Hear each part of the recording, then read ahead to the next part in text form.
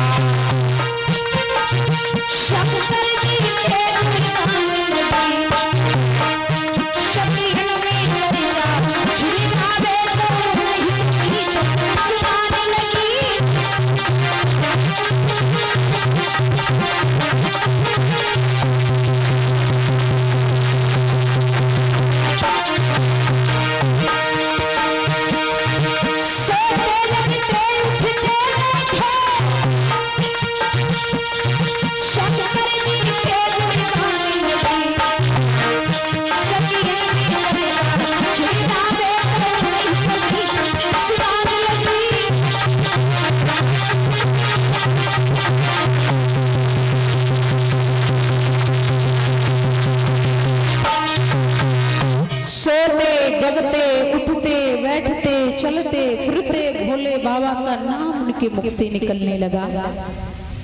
सप्तऋषियों ने बहुत समझाया लेकिन पार्वती के ऊपर कोई प्रभाव नहीं पड़ा।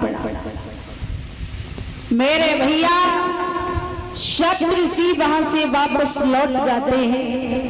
इधर पार्वती जो है भोले बाबा के नाम पर दीवानी हो गई। उधर एक तारकासुर नाम का असुर पैदा हो गया। उस असुर को मारने की शक्ति देवताओं के पास नहीं थी। देवता लोग रोने लगे तो आकाशवाणी होने लगी और आकाशवाणी जब सुनी है तो क्या कहा है कि हे देवताओं, रोने से काम नहीं चलेगा, आप एक काम करो, कामदेव के द्वारा भोले बाबा की समाधि का खंडन करवाओ और भोले बाबा का विवाह करवाओ। भोले बाबा के यहाँ जो प्रथम खून बालक पैदा होगा वही इस असुर का वध कर सकता है, अन्यथा दुनिया की कोई शक्ति इसे मार नहीं सकती। अब भोले बाबा की समाधि का खंडन कैसे हो? कामदेव के पास में पहुंचे और कामदेव के पास जैसे ही पहुंचे हैं तो देवता लोग कामदेव से याचना करने लगे और बोले हैं कि हे महाराज, किसी प्रकार से आप भोले बाबा की समाधि का खंडन करवा दो। कामदेव विचार करने लगे कि जब हम समाधि का खंडन करवाएंगे तो हम जल करके भस्म हो जाएंगे। रति आ गई, रति कहने लगी महाराज ये देवता कुछ भी कहें मगर इनके चुंगल में कभी मत भसना, क्योंकि ये देवता जो है ना ये सिर्फ अपने हित में सोचते हैं, कभी किसी दूसरे के बारे में कभी नहीं सोचते हैं। और भैया आज भी हर इंसान अपने ही बारे में सोचता है, क्योंकि मतलब के बिना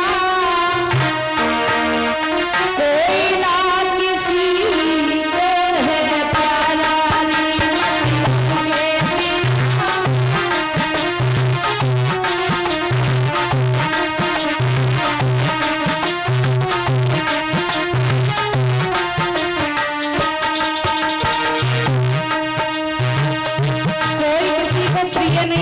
बिना मतलब के तो कोई किसी को प्रेम करता ही नहीं है। कोई किसी से प्रेम करेगा तो किसी न किसी मतलब में आकर के, मतलब के बिना कोई ना किसी को है प्यारा।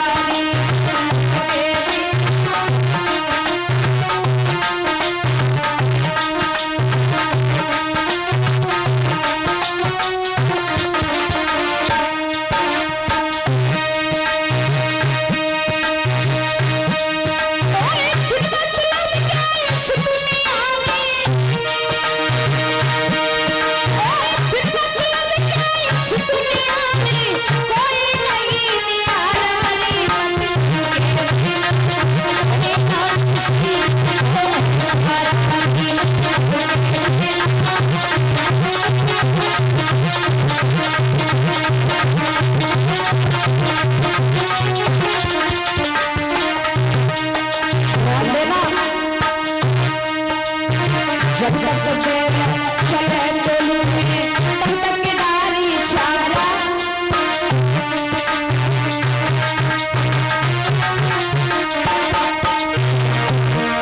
तक चले टोलू में तब तक किनारी चारा।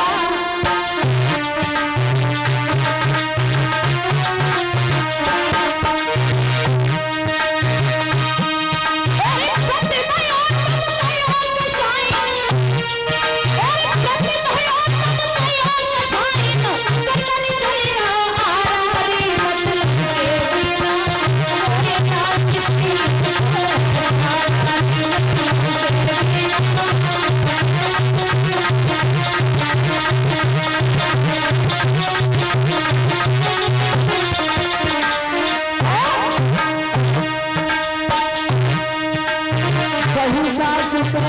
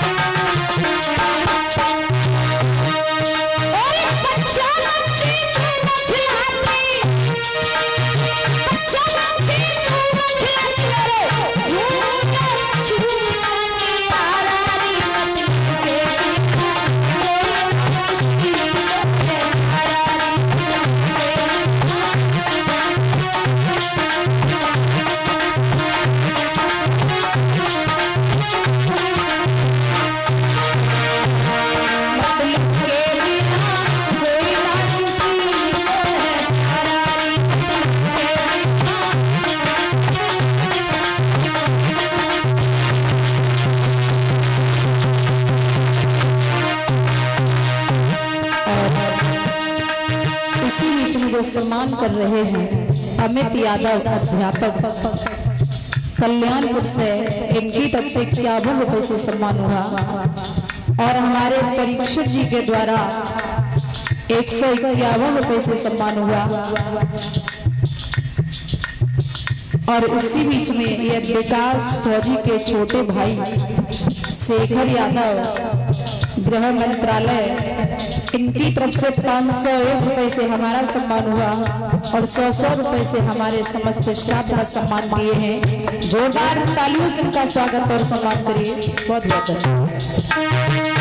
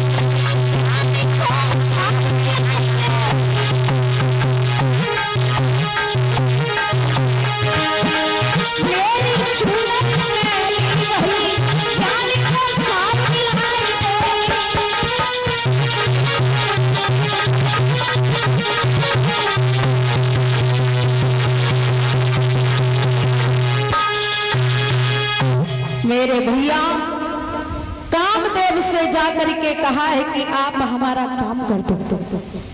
कामदेव कहने लगे मुझे पता है कि तुम क्या करवाने आए हो। अरे भोले बाबा की समाधि को जब हम खुलवाएंगे तो हम जल करके भस्म हो जाएंगे, हमारी पत्नी रति का क्या होगा। जवाब दिया कि हे महाराज जल करके भस्म तो हो जाओगे, लेकिन तुम जल करके भस्म हो जाओगे, तुम्हारा नाम हो जाएगा, हम देवताओं का काम हो जाएगा। रति ने बहुत समझाया है महाराज वहां मत जाना, लेकिन कामदेव नहीं माने, रति को साथ लिया और जाकर के पहुंचे हैं जहां भोले बाबा समाधि लगा के बैठे हैं। अब रति को बाण बनाया, एक बाण जैसे ही निशाना साधा बाण का और भोले बाबा के लगा तो भोले बाबा के नेत्र खुल गए और जैसे ही तीसरा नेत्र खुलता है कामदेव जल करके भस्म हो जाते हैं। रति रोने लगी, रति कहने लगी है महाराज अम्मी कहां जाऊं।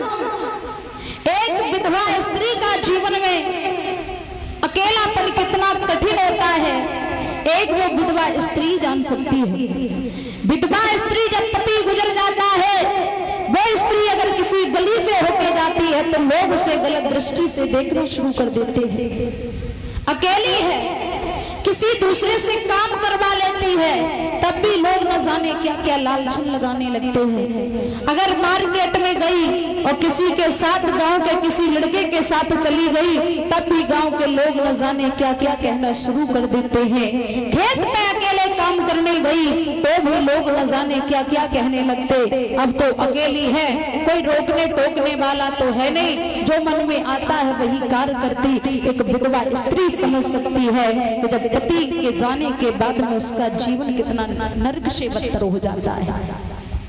रोने लगी तो स्वयं भगवान भोलेनाथ कहते हैं कि हे रति, अब तुम्हारे पति से तुम्हारी इस जन्म में भेंट नहीं हो सकती है। तुम्हारे पति से तुम्हारी भेंट जो है ना वो द्वापर युग में होगी। उस समय तुम्हारा पति जो होगा बहुत छोटा सा बन के आएगा, तुम अपने पति से 40 गुना बड़ी होगी। सुनो, तो तू सजना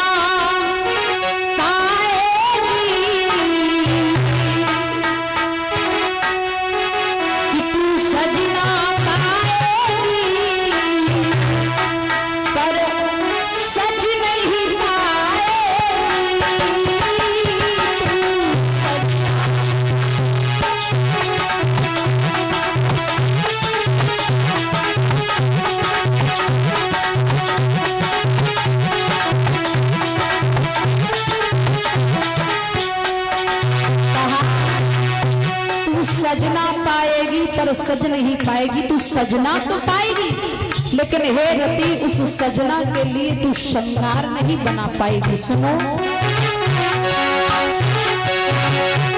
तू सजना पाएगी पर सज नहीं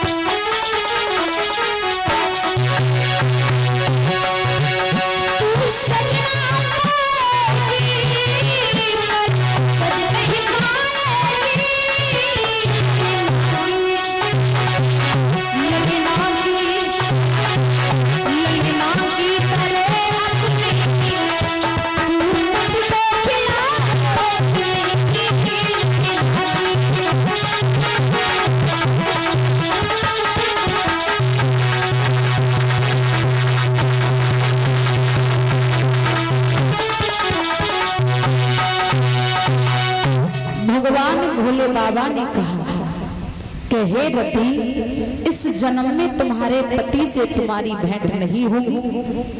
रति वहां से चली जाती। भोले बाबा शंकर जो है कैलाश पर्वत पर पहुंचे। इधर महाराज हिमाचल को पता चला है कि भोले बाबा की समाधि खुल गई है, तो नाई और पंडित को बुलाया और लगुन और टीका भिजवा दिया। लगुन टीका को देख करके भोले बाबा कहने लगे, अरे नंदी ये बताओ ये लगुन टीका कहाँ से आया है?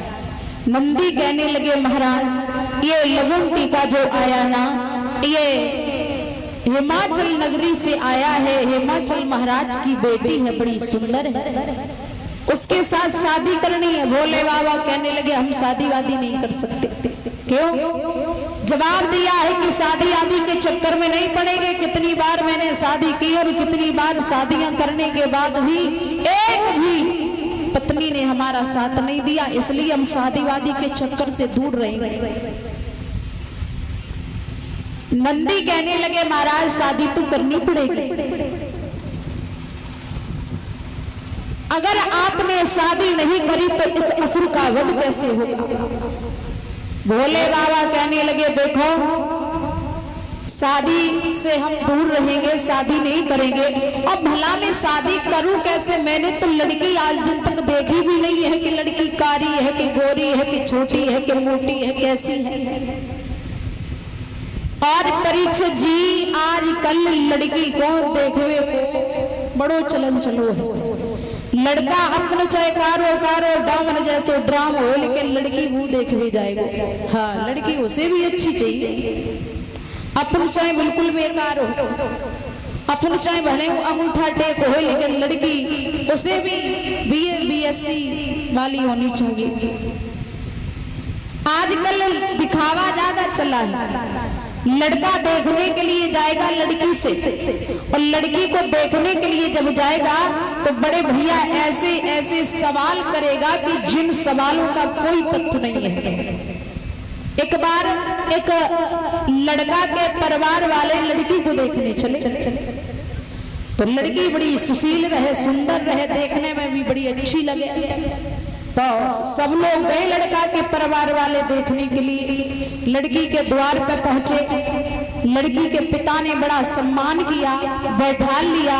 लड़की जब आई है तो सबसे पहले लड़का की माँ ने सवाल किया, बेटा जी बताओ खाना बना लेती हो? लड़की कहने लगी, हाँ खाना तो बना लेते हैं। अच्छा ठीक है। अब लड़का की बुआ कहने लगी, जब बता तुम सिलाई कर लेती हो? लड़की बोली, हाँ सिलाई भी कर लेते हैं।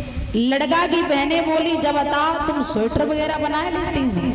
लड़की बोली, हाँ स्वेटर भी बना लेते हैं। अब लड़की को देख करके सब लोग पसंद हो गए, गोद भराई की और चल दिए। और जब चल दिए तो आधी दूर निकल पाए थे। लड़का के दोस्तन ने लड़का से कही, क्यों भैया शादी तेरे साथ में होनी है, तूने लड़की से एक सवाल तक नहीं किया। लड़का रहे सेकेंड हैंड खोपड़ी को, आधी दूर से ही लौटे आयो, बोले लड़की से सवाल करेंगे। लड़की के द्वार पे पहुंचा और चिल्ला के बोला, अरे माता जी अपनी बिटिया को बाहर लेके आओ, एक दो सवाल हमारे वो हम सवाल करना चाहते हैं, उसका उत्तर चाहते हैं। लड़की बड़ी सुशील थी, तुरंत बाहर निकल के आई। लड़का से कहा, क्या बात है? बोले सवाल करने हैं। लड़की कहने लगी, बेझिझक करिए सवाल। लड़का बोला, ये बताओ शादी मेरे साथ में होनी? बोले हाँ। मैंने तुमसे कोई सवाल नहीं किया। लड़की कहने लगी, सवाल नहीं किया तो क्या हुआ, अब कर लो। तो लड़का सवाल करने लगा, बोला ये बताओ तुम्हें नाचना आता है? लड़की बोली, नहीं हमें नाचना नहीं आता। अच्छा फिर ये बताओ तुम्हें गाना गाना आता है? लड़की बोली, नहीं हमें गाना भी गाना नहीं आता है। लड़का बोला, ना नाचना आता ना गाना आता तो हम तुम्हारे साथ शादी करके क्या करेंगे? लड़का जब चलने लगा तो लड़की ने कहा, देखो तुमने सवाल कर लिए, अब मेरे भी एक दो सवाल हैं, उनका भी उत्तर दे दो। लड़का बोला, तुम्हारे क्या सवाल? लड़की बोली तुमने कहा नाचना आता, मैंने कहा नहीं आता। तुमने कहा गाना गाना आता, मैंने कहा नहीं आता। तो आप हमें ये बताइए कि आपको क्या तबला बजाना आता है? लड़का बोला नहीं मुझे नहीं तबला बजाना आता। लड़की कहने लगी जब हम गाएंगे और जब हम नाचेंगे तो तबला बजाने के लिए क्या तेरा बाप आएगा? तबला तुझे ही बजाना पड़ेगा। बोलिए गोविंद भगवान की। तो जब बिटिया देखने जाए तो सवाल भी थोड़े अच्छे करो। भोले बाबा कहने लगे देखो शादी के चक्कर में हम अब नहीं पड़ने वाले, क्योंकि शादी जब हो जाती है किसी इंसान की परीक्षित जी, तो उस इंसान की आजादी छिन जाती है। क्योंकि जब शादी नहीं होती है तो कितने पैर होते हैं? कितने पैर होते यज्ञपति जी? 2 होते। 2 पैर किसके होते? पक्षी के। पक्षी का काम होता है कहीं भी उड़ के जा सकता है। जब शादी हमारी नहीं होती है उस समय तक हम लोग पक्षी के समान होते हैं। और जैसे ही शादी भई तो कितने पैर हो गए? कितने हो गए? 4 पैर किसके होते हैं? पशु के। शादी होते ही होते हम लोग क्या हो जाते हैं? पशु के समान। फिर तो एक ही खूंटा से बंधे रहो। 8 बजे ड्यूटी करके अगर घर पे न आए तो सीबीआई जांच पीछे लग जाता है? कुछ समय के बाद में 2 बच्चे हो गए। अब कितने पैर हो गए? 8 पैर किसके होते हैं? मकड़ी के। मकड़ी का काम क्या होता है? पूरी जिंदगी जाला बनाती है, मिटाती है, बनाती मिटाती पूरी जिंदगी उतने ही काम में लगा देती है। इसी प्रकार से हमारा और आप सभी का जीवन है। हम लोग भी अपने बीवी बच्चों को पालने में पूरी जिंदगी लगा देते हैं। भोले बाबा कहने लगे मैं शादी नहीं करेंगे, क्योंकि शादी हो जाने के बाद में इंसान की आजादी छिन जाती है। भोले बाबा कहते हैं सुनो, जब शादी हो जाती ना फिर तो चैन से सोना ही देती। क्या कहती? परी रात पिछार घर वाली मेरी कात आत, घर में घुसे हो बाजार चोना जात जी। हल्दी लाओ मिर्च लाओ और तुम धनिया लाओ जी। कूटवे के काजे धनगुट्टा मंगाओ जी। तासे जे लडुआ भरे रोट में से लडुआ भरे, सूखी खाओ चाहे रूखी सरकाओ जी। रात में सनेमा से 1:30 बजे आओ जी। फोड़ा नहीं फुंसी नहीं डॉक्टर हकीमन से जेब को बचाओ जी। ठंड में 4 महीना ना नहाओ जी। कुआरे रहोगे तो सुकारे रहोगे और जानबूझ नाक में नकेल मत। अरे हम ऐसे ही हैं, ठीक है। अगर शादी हो गई ना तो झंझट में पड़ जाएंगे। नंदी कहने लगे महाराज देखो शादी तो करनी पड़ेगी आपको। भोले बाबा को बहुत मनाया।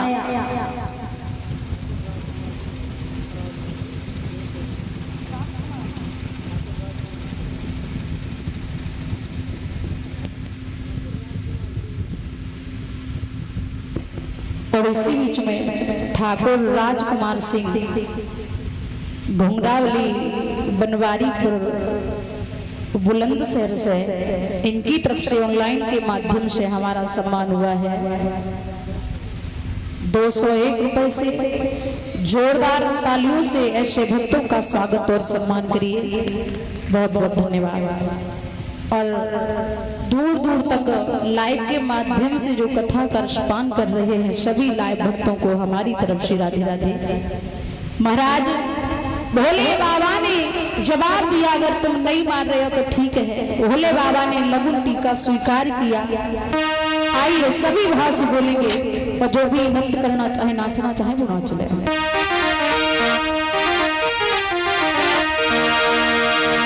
शंकरी गड़ी फूले समाए लगू में आई हरी हरी लगू में आई परिपति में शंकर गढ़ फूले समाए।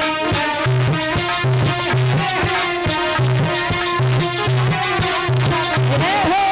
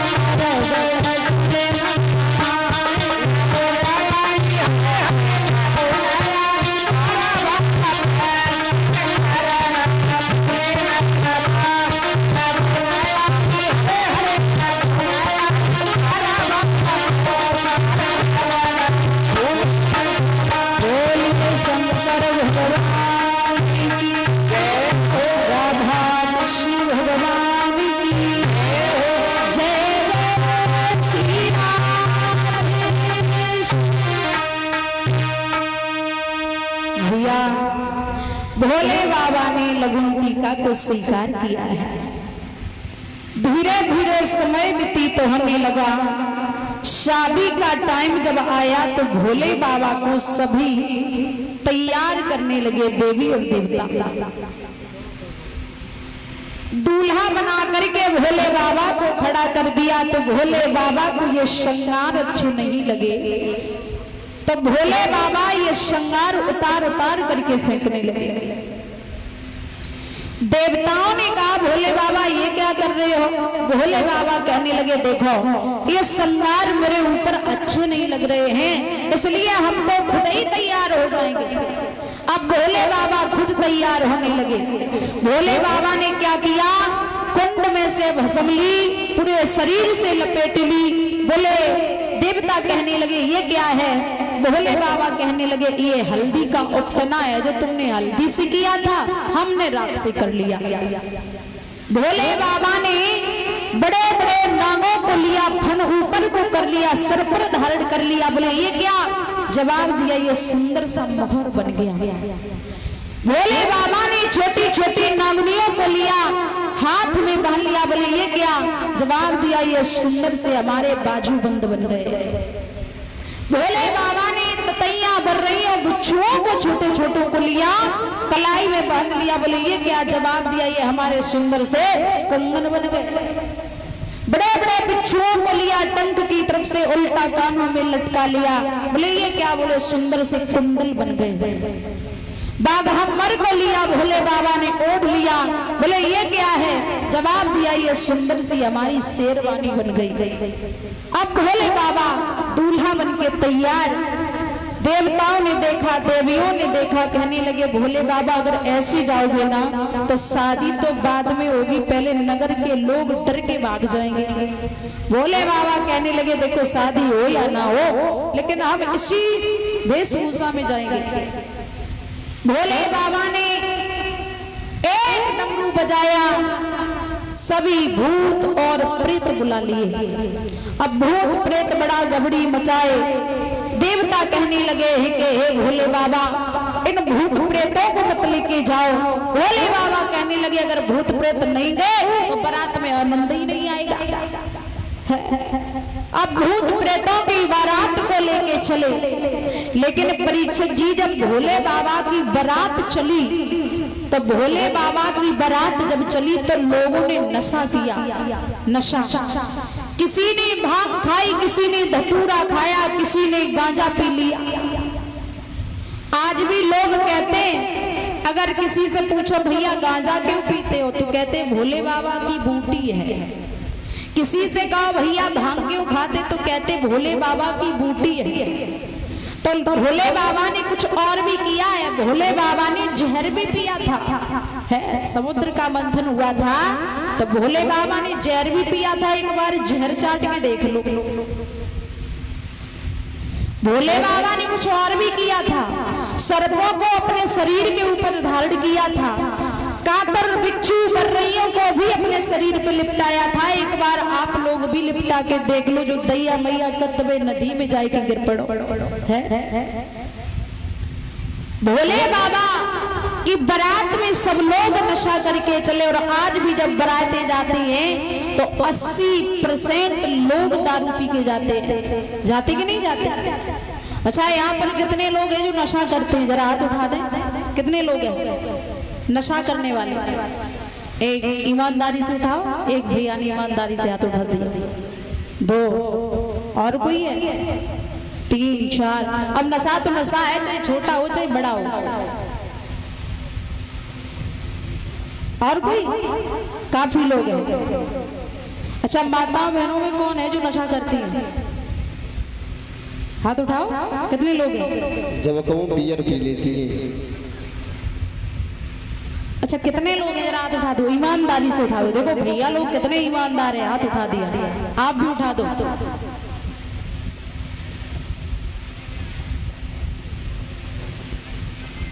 तंबाकू वगैरह खा लेती हो?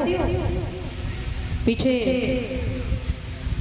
लग रहा है भी अम्मा बैठी बड़ी बड़ी को बीड़ी पी लेती है। एक बार कथा कहने गए एक जगह, तो एक मैया से मैंने पूछा, माँ नशा करती हो? बोले हाँ। मैंने कहा क्यों, क्या करती हो? बोले बीड़ी पीते हैं। मैंने कहा क्यों? बोले कभी कभार गैस बन जाती है तो बीड़ी पी लेती हूँ। तो आप लोगों के भी किसी के गैस नहीं बनती है? अगर वो गैस बनती हो हाँ तो बीड़ी पी लेना, ठीक है। लेकिन सत्य बात यह है कि ये बीड़ी मजा न देगी, ये सिगरेट मजा न देगा।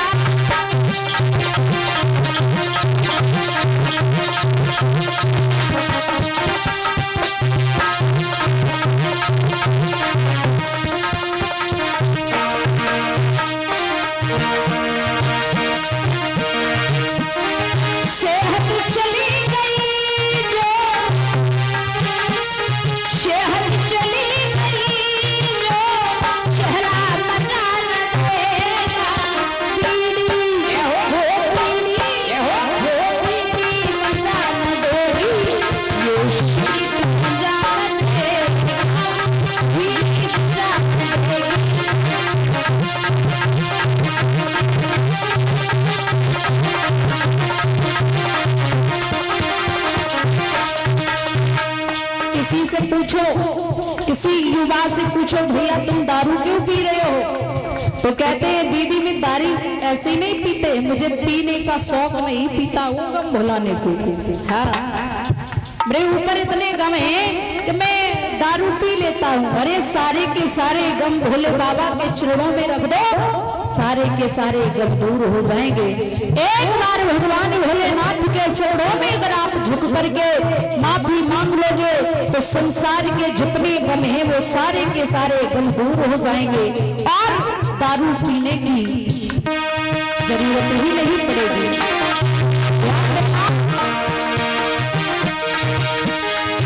ओ सेहत चली गई जो, सेहत चली गई जो, चेहरा मजा न देगा। बीड़ी हो बीड़ी मजा न देगी, ये सिगरेट मजा न देगा। बीड़ी मजा न देगी, ये सिगरेट मजा न देगा।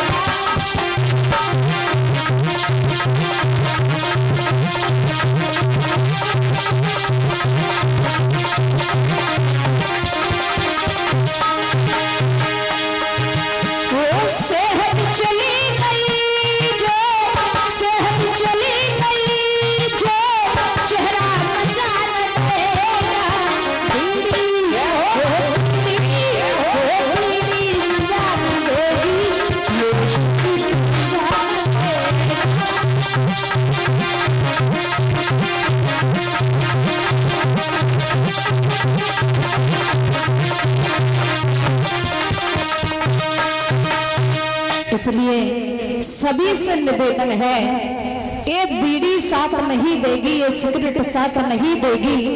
एक दिन ये होगा कि सेहत चली जाएगी तो ये शरीर भी अच्छा नहीं लगेगा। नशा ये नाश कर देगा, फिरोगे दाने दाने को, कटोरा हाथ में होगा मिले ना अन्न खाने को। नशा ये नाश की जड़ होता है। और इसी बीच में ये विवेक यादव एटा वाले ये गुड़गांव से लाइव कथा का रसपान कर रहे हैं। इनकी तरफ से ऑनलाइन के माध्यम से 101 रुपए से सम्मान हुआ है। जोरदार तालियों से ऐसे भक्तों का स्वागत और सम्मान करिए।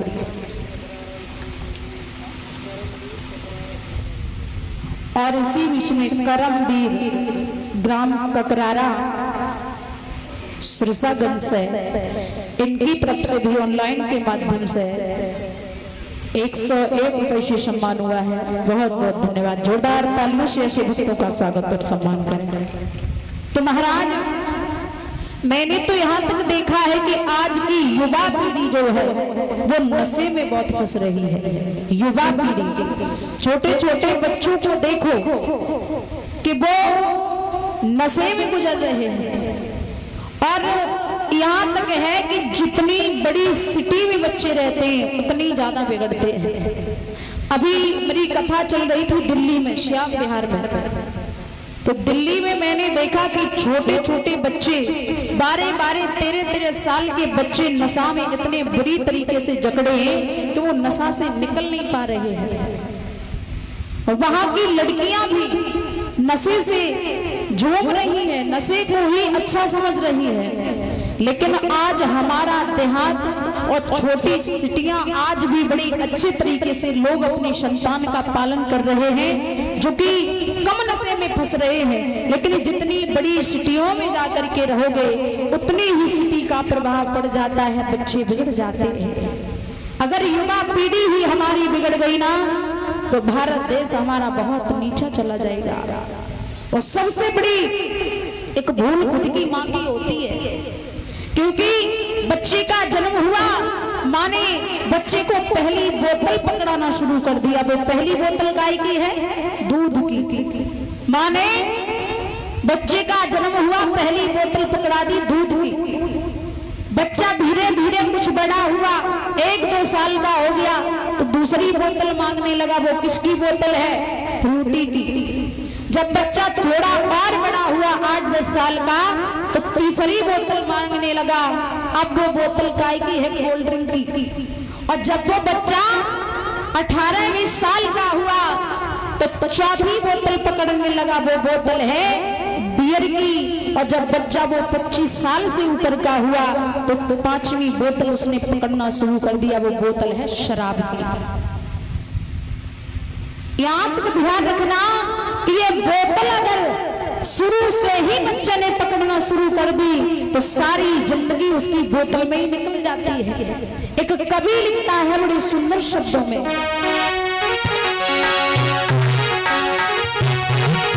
कि ये बोतल जीवन भर साथ निभाती है और शुरू से लेके अंत समय तक जाती है। ये बोतल जीवन भर साथ निभाती है।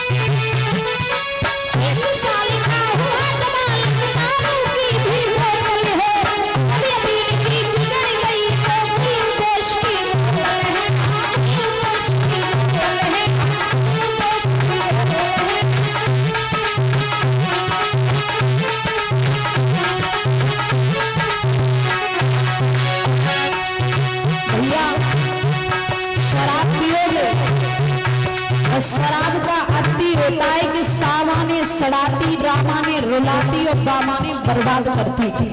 शराब का सही माने में अर्थ यही है कि सामाने सड़ाती, जब शराब पियोगे तो अंदर के पुर्जे गलना शुरू हो जाते हैं। सामाने सड़ाती, रामाने रुलाती, अंदर के पुर्जे जब सड़ेंगे, खराब होंगे तो दर्द होगा तो रोगे, और रोगे तो डॉक्टर के पास जाओगे, डॉक्टर खूब दवाई करेगा, लेकिन अंत में क्या होगा? मर जाओगे।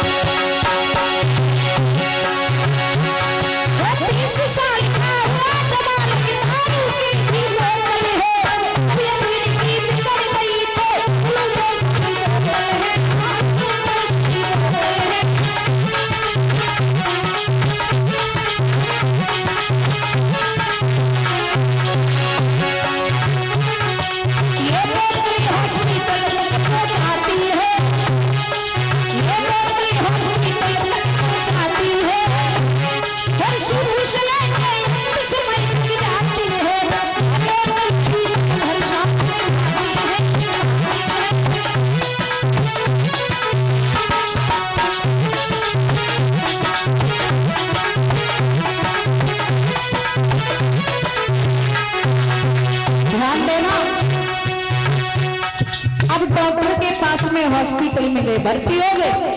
डॉक्टर ने पूरे शरीर का चेकअप किया, लेकिन डॉक्टर ने क्या कह दिया? सुनो, कितनी तेरी खत्म हुई तो जड़ी खून की बोतल है, और अंत समय जब आया तेरा गंगा जल की बोतल है, गंगा जल की बोतल है, गंगा जल की बोतल है।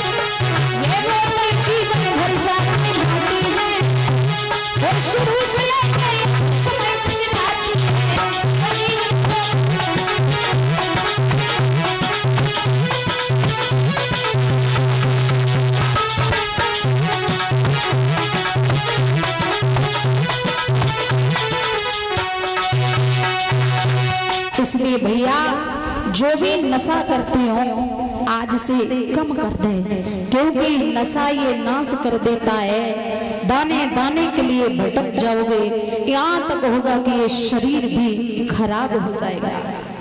भोले बाबा की बारात में सब लोग चले हैं, नशा करके चले। किसी ने भांग को खा लिया, किसी ने धतूरा खा लिया, किसी को कुछ नहीं मिला तो गांजा ही पी लिया, और आज नशे में झूमते हुए सभी आगे को बढ़े। और इसी बीच में ये आदेश देवकी शास्त्री के भाई ग्राम हेरोदी से इनकी तरफ से 101 रुपए से हमारा सम्मान हुआ है। बहुत बहुत धन्यवाद। जोरदार तालियों से ऐसे भक्तों का स्वागत और सम्मान करें। बोलिए बांके बिहारी लाल की। भोले बाबा बारात लेकर के चले, लेकिन सभी नशे में झूमते हुए आगे को बढ़े। आइए सभी भाव से एक भगवान नाम का भजन बोलेंगे, और जो भी नाचना चाहे वो नाच ले।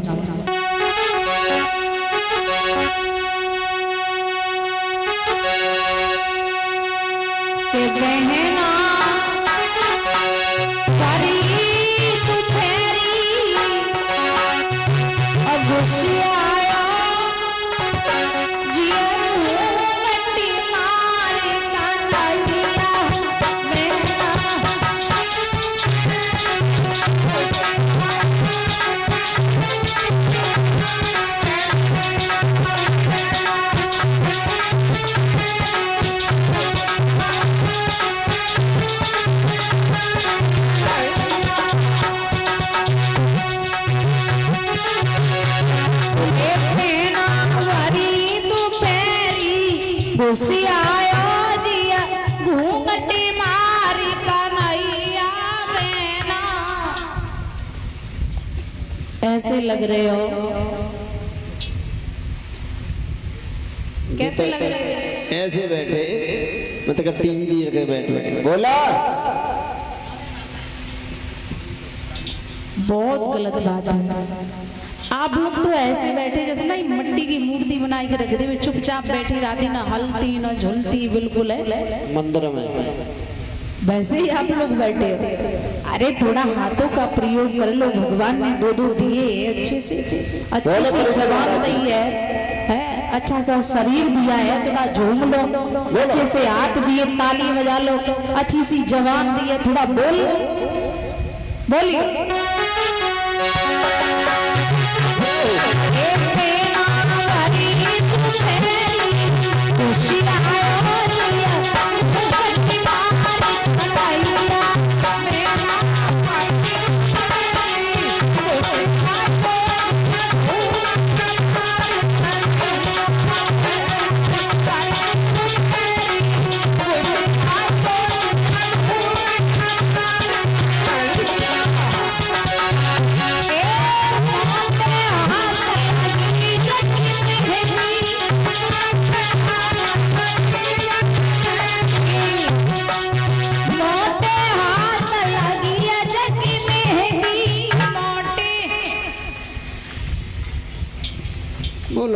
परिचय जी, तुमने तबला देखो तबला जो बजाने वाला होता है देखा होगा। अच्छा जब तबला बजाया जाता है तो वह तबला में थोड़ो सो आटा लगा हो जाता है, कितनों सो थोड़ो सो, लेकिन जब तबला को बजा दें तो वह आवाज बहुत निकलता है, बहुत आवाज निकलती है। लेकिन सही बताइयो सवेरे से इन तबलन में कितने गए, इन तबलन में एक एक दो दो किलो आराम से चलोगे हुए, लेकिन इन तबलन में आवाज इतनी नहीं है जो गांव में पहुंच जाए। बाजो 27 खाया तू बोलिए, भाव से बोलिए।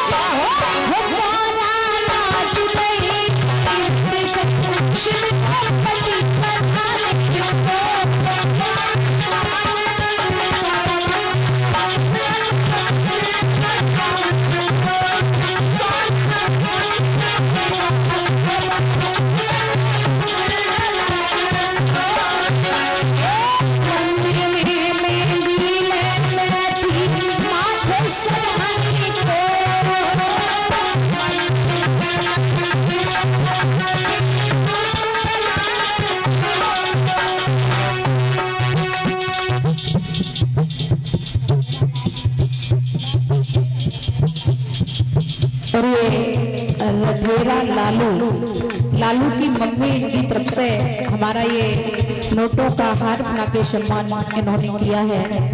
जोरदार तालियों से इनका स्वागत सम्मान करें। भगवान से कामना इनका किसी जगह पर सम्मान कम न हो। जय हो। इसी प्रकार से दूसरों का सम्मान करती रहे और खुद को सम्मान मिलता रहे, भगवान से आकांक्षा और प्रार्थना है।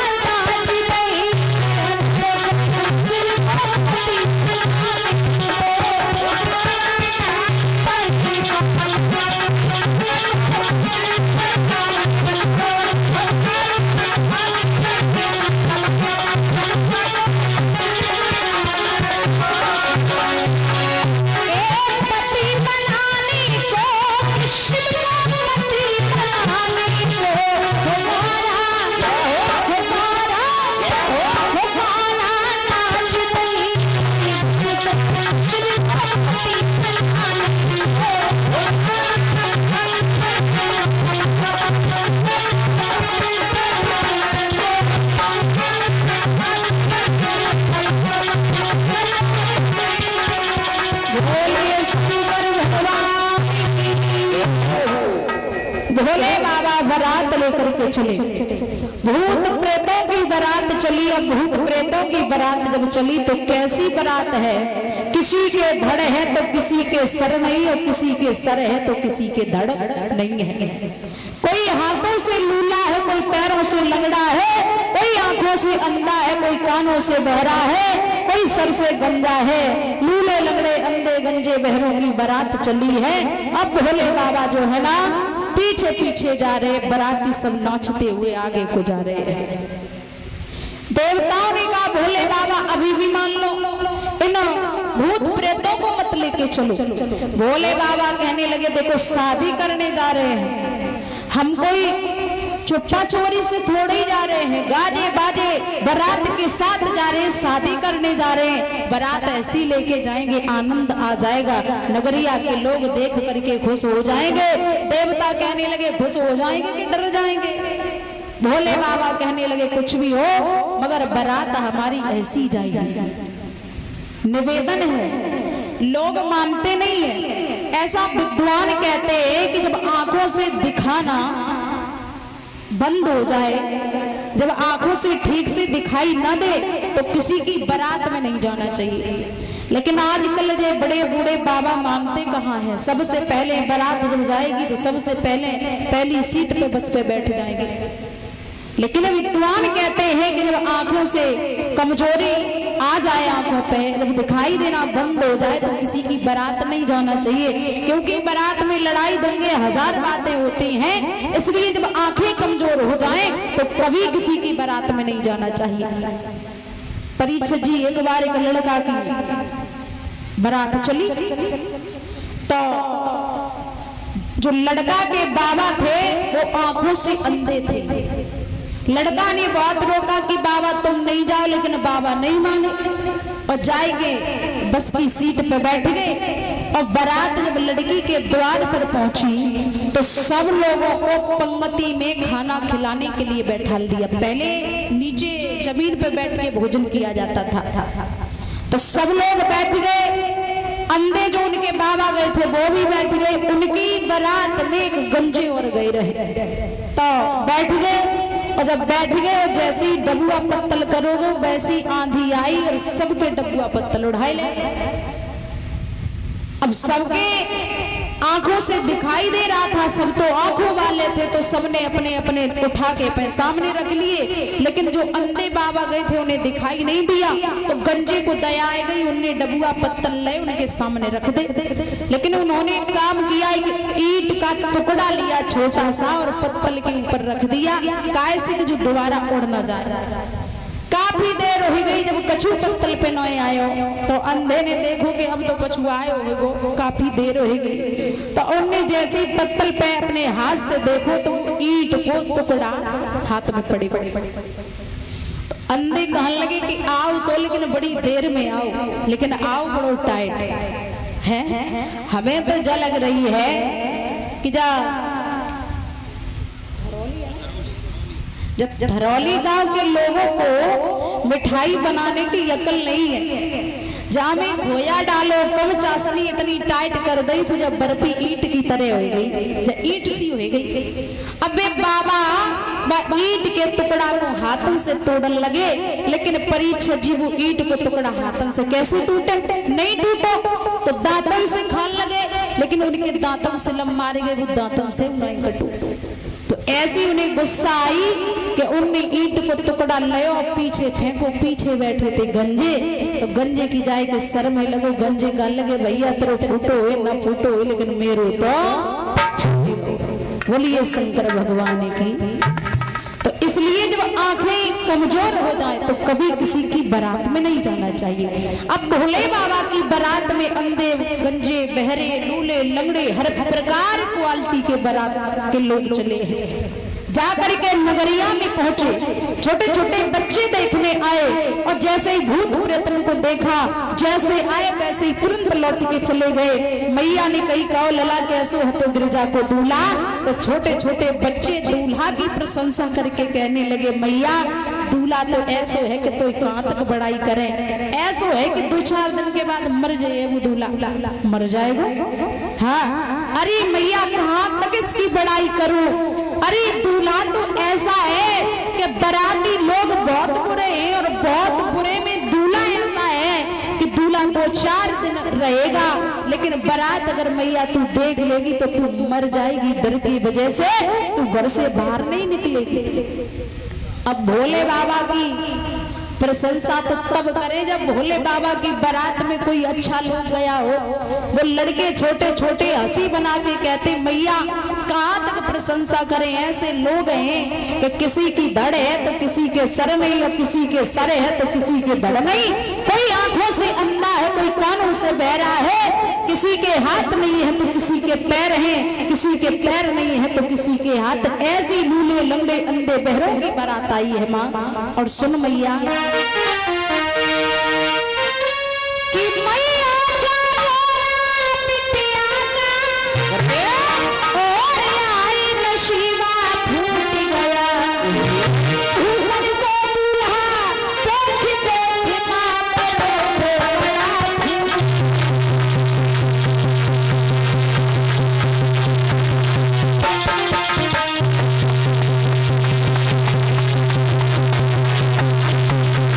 और सुन मैया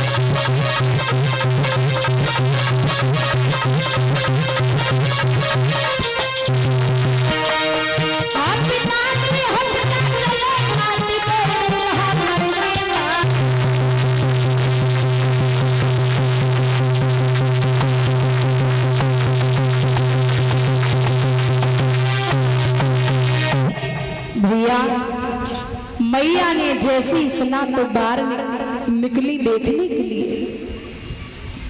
भूत प्रेतों की बारात जब देखी है तो मैया अंदर महलों में पहुंची, दोबारा लौट के नहीं आई। अब भूत प्रेत गवड़ी मचाते हुए आगे को बढ़े। मैया मैना ने भोले बाबा को आता हुआ देखा, आरती की थाली सजाई, भोले बाबा की आरती उतारने के लिए आगे को बढ़ी तो भैया एक सर्प ने ऐसी फुसकार मारी है कि कहूं मैया पड़ी और कहूं आरती को थाल डरो। मैया रोने लगी, अरे भोले बाबा आपके साथ में हमारी बेटी कैसे रह सकती है। नारद ने बहुत बुरा किया, जो मेरी बेटी की शादी इस बूढ़े से महात्मा के साथ तय कर दी। भोले बाबा समझ गए कि मैया को डर लग रहा है, तो भोले बाबा ने सुंदर सा स्वरूप बना लिया। सुंदर सा स्वरूप देख करके मैया बड़ी खुश भई। भोले बाबा आगे को बढ़े, शाम को बारवटी भई और सुबह भोले बाबा जो है मंडप के नीचे पहुंचे। गौरा की सहेलियां आई, बोले जीजा जी जब हमारे यहाँ कोई लड़का शादी करने आता है तो लड़की की सहेलियों को लड़का को नेक देना पड़ता है। भोले बाबा ने झोली से लंबो सो सर्प निकालो और एक लड़की के हाथ पे रखो, सब लड़की भाग गई। भोले बाबा कहने लगे भाग काहे रही हो, नेक ले जाओ। लड़कियां बोली हमें तो पहले ही पता तो कि तुम्हारे पास में सरपन के अलावा का हो भोले भंडारी। भोले बाबा आगे को बढ़े तो नाई और पंडित बोले हैं कि देखो हमारे यहाँ जब लड़का शादी करने आता तो 3 पीढ़ियों के नाम बताने पड़ते। भोले बाबा कहने लगे पूछ लो। जवाब दिया ये बताओ तुम्हारे पिता का नाम क्या है। भोले बाबा सोचने लगे किसी बताओ। ब्रह्मा जी बैठे थे, ब्रह्मा जी कहने लगे ऐसा करो भोले बाबा हमें बता दो। जवाब दिया मेरे पिता का नाम है ब्रह्मा जी। अच्छा अभी ये बताओ तुम्हारे पिता के पिता को नाम का है। विष्णु भगवान ने इशारा किया मुझे बता दो। बोले मेरे पिता के पिता को नाम है विष्णु भगवान। अच्छा अभी ये बताओ कि तुम्हारे पिता के पिता के पिता को नाम का है। अब कोई दिखाई नहीं दिया तो भोले बाबा कहते हैं सुनो, मेरे पिता है ब्रह्मा जी, ब्रह्मा जी के पिता है विष्णु भगवान, इन दोनों के पिता हम ही हैं जो तुम्हारे सामने बैठे हैं। बोलिए शंकर भगवान की। अब भोले बाबा बैठे हैं, लड़कियां आ गई और लड़कियां भोले बाबा से पूछने लगी भोले बाबा तुमसे किसने कहा है कि पार्वती के साथ शादी करो। कि भोले सांची बता, कि भोले सांची बता और किसी कहीं भोले का रत्ना दिया। भोले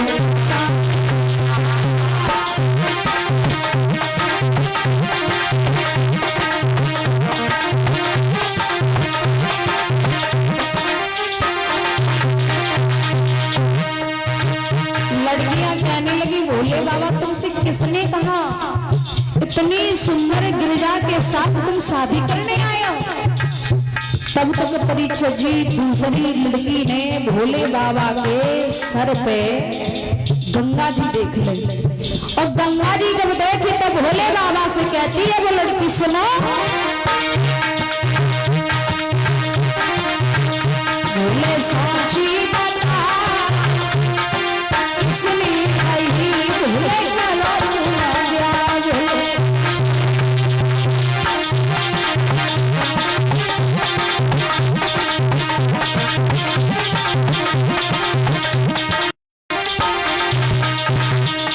एक लड़की ने भोले बाबा के सर पे गंगा जी देख ली।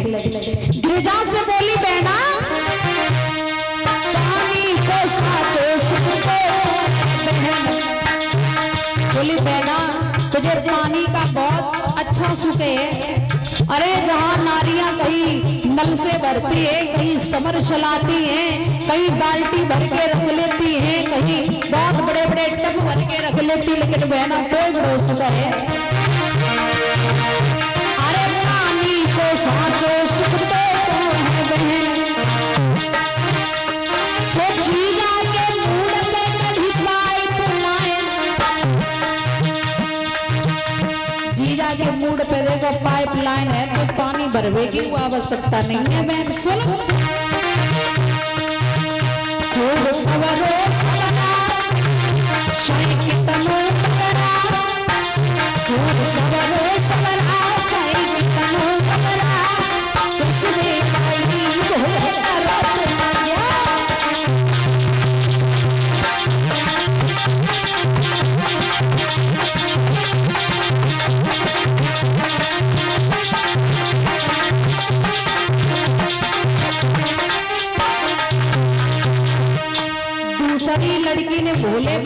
के शरीर पे देखो बागांबर, केवल ओढ़े, दूसरी कान लगी बेना।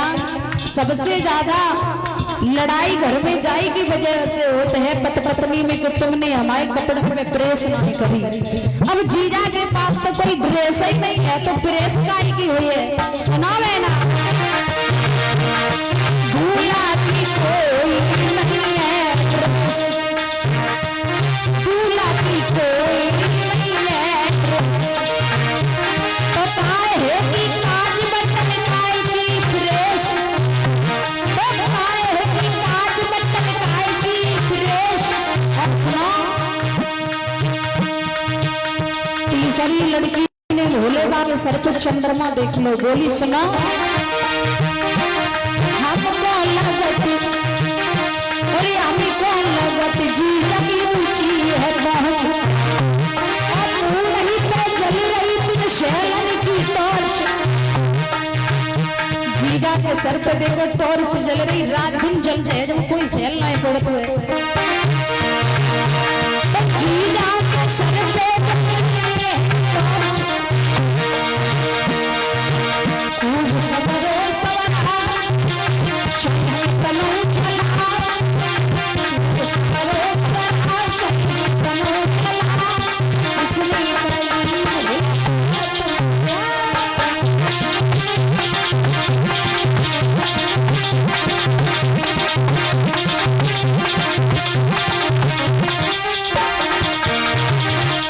भोले सांची कथा, भोले सांची कथा, इसलिए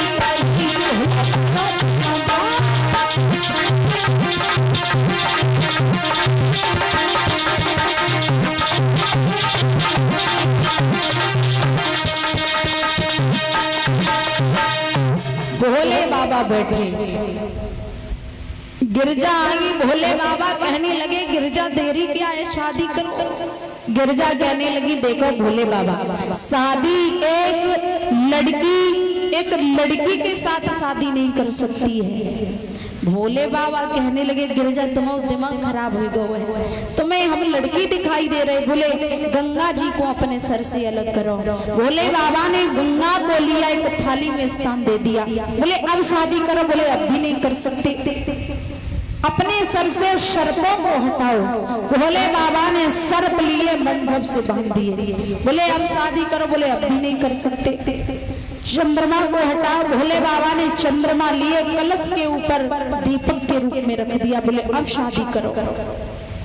मैया कहती है कि हाँ भोले बाबा अब मैं शादी करने के लिए तैयार हूँ। आज गिरजा भोले बाबा के साथ शादी करने लगी है। महाराज गिरजा की और भोले बाबा की भामरे पड़ने लगी। आइए सभी भाव से बोलते हैं, तालियों का संयोग करते हुए, और बोला करो सभी,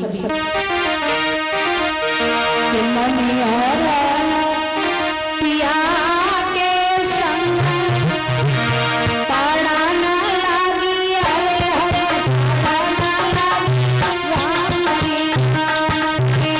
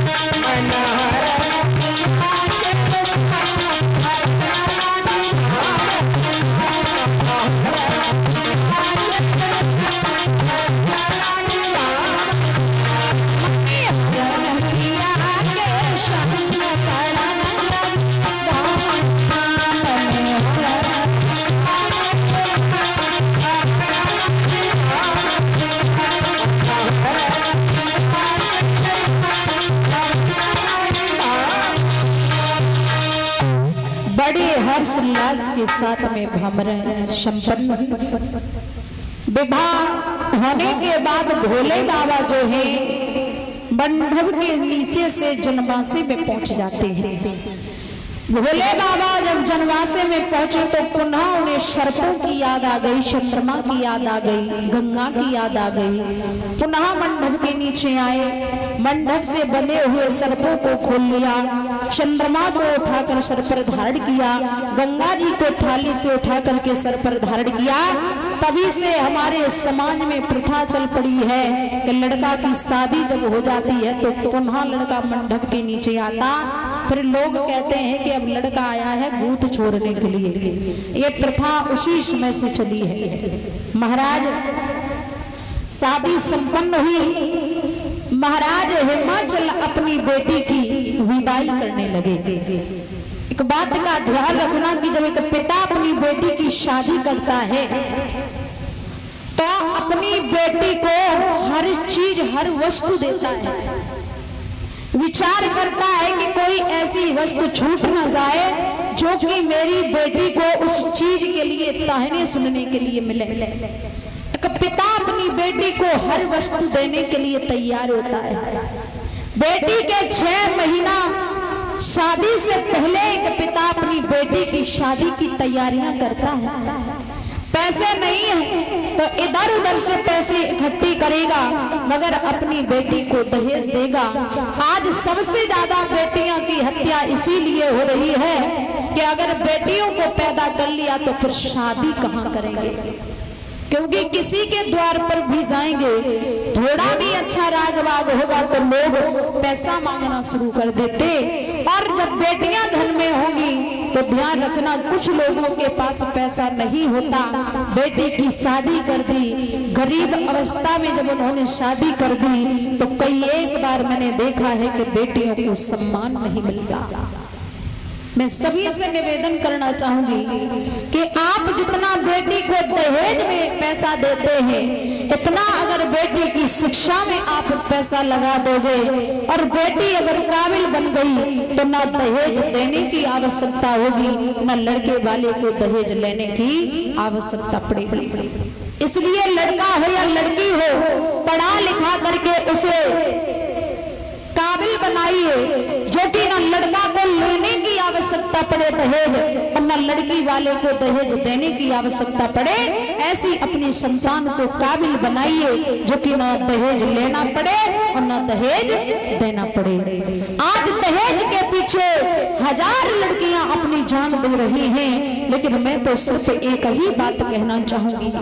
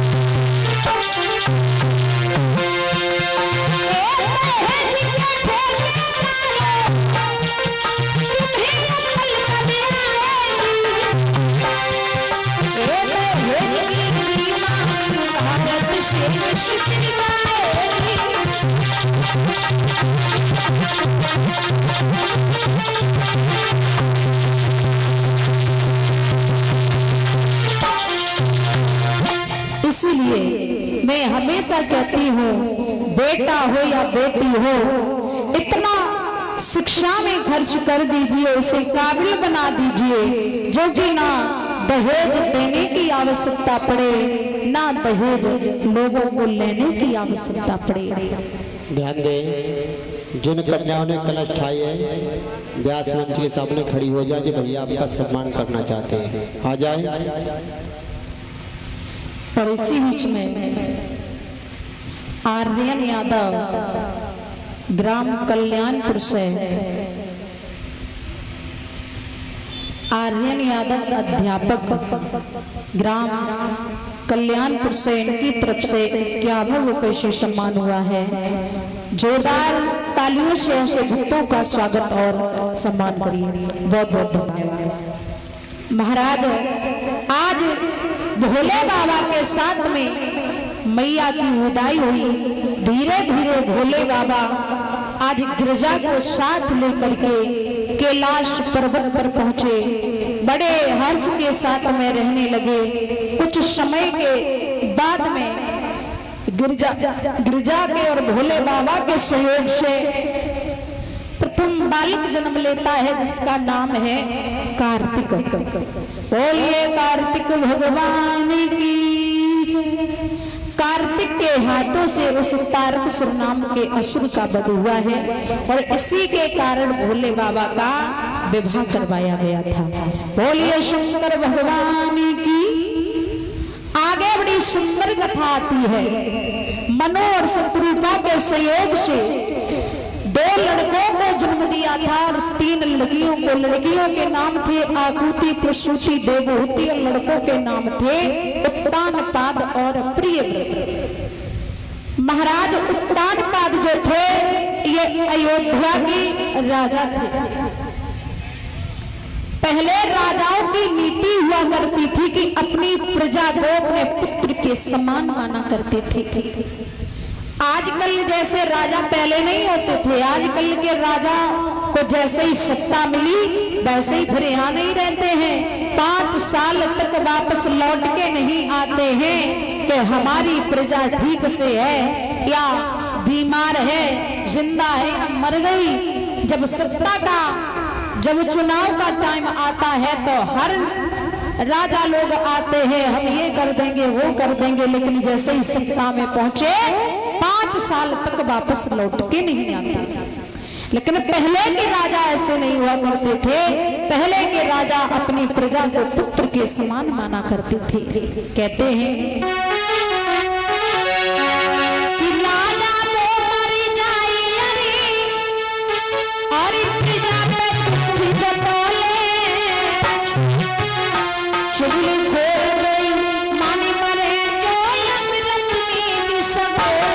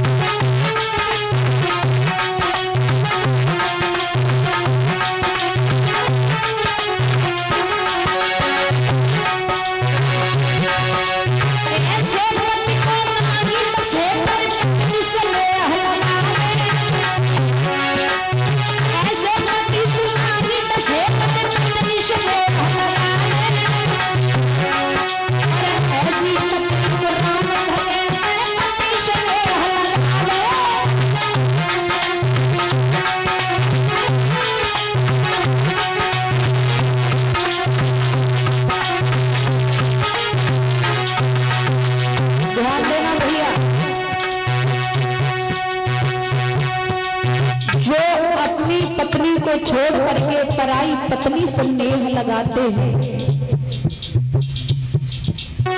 उनका ये लोक तो बिगड़ता है लेकिन परलोक भी बिगड़ जाता है। जो पत्नी अपने पति को छोड़ करके पराये पति से नेह लगाती है, उस पत्नी को इस लोक में जगह नहीं मिलती लेकिन परलोक भी उसका बिगड़ जाता है। निवेदन है सभी से,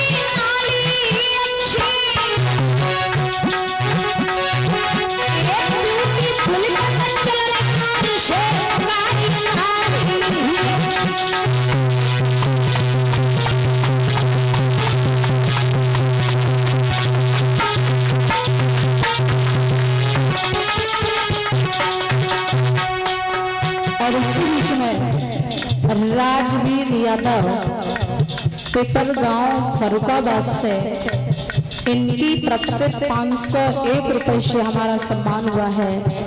जोरदार तालियों से ऐसे भक्तों का स्वागत और सम्मान करें। बहुत बहुत धन्यवाद।